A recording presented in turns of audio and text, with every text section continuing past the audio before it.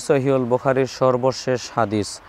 আবু হুরায়রা রাদিয়াল্লাহু তাআলা আনহু বলেন, রাসূল সাল্লাল্লাহু আলাইহি ওয়াসাল্লাম বলেছেন, কালিমাতানে খাফিফাতানে আলাল লিসানে সাকিলাতানে ফিল মিজানে হাবিবাতানে ইলার রহমান সুবহানাল্লাহি ওয়া বিহামদিহি সুবহানাল্লাহিল আযীম।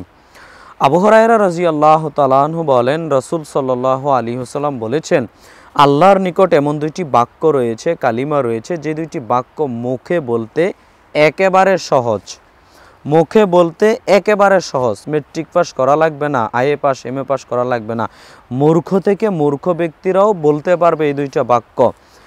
মিজানের পাল্লায় অনেক অনেক অনেক ভারী, রহমানের নিকট অতীব প্রিয়। বলতে সহজ, মিজানের পাল্লায় ভারী, আল্লাহর নিকট অতীব পছন্দনীয় হচ্ছে এই দুইটি বাক্য। বাক্য দুইটি হচ্ছে সুবহানাল্লাহি ওয়া বিহামদিহি সুবহানাল্লাহিল আযীম।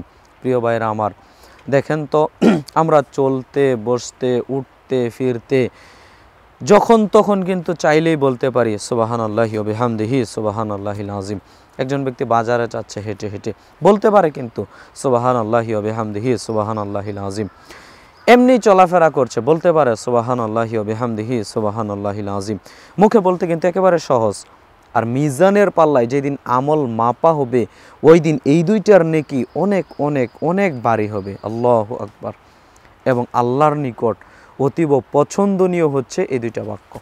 অতএব বুখারী টিভির দর্শক মণ্ডলী, আমি আপনাদেরকে বিনীতভাবে অনুরোধ জানাবো, আপনারা অবশ্যই অবশ্যই আমাদের এই দুইটা বাক্য নিয়মিত বলার অভ্যাসী হন।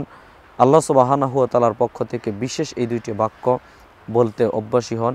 আল্লাহ সুবহানাহু ওয়া তাআলা আমাদের সবাইকে বেশি থেকে বেশি পরিমাণে এই বাক্যগুলো বলার অভ্যাসী হওয়ার তৌফিক দান করুক। আল্লাহুম্মা আমিন।